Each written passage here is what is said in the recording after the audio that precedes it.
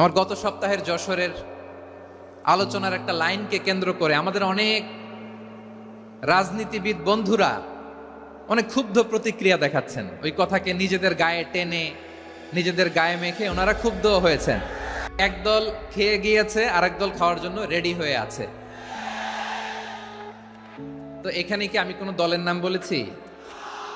বাংলাদেশে 48টা প্রায় নিবন্ধিত রাজনৈতিক দল, কোনো দলের নাম আমি বলিনি।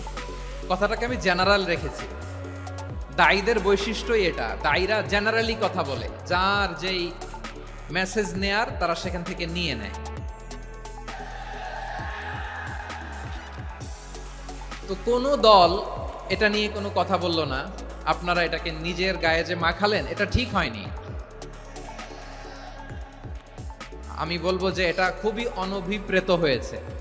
কোনো দলকে টার্গেট করে বা কোনো দলের পক্ষে আমরা কখনো কথা বলি না। আমরা কোরআনের পক্ষে কথা বলি, ইসলামের পক্ষে কথা বলি, ঠিক কিনা বলেন?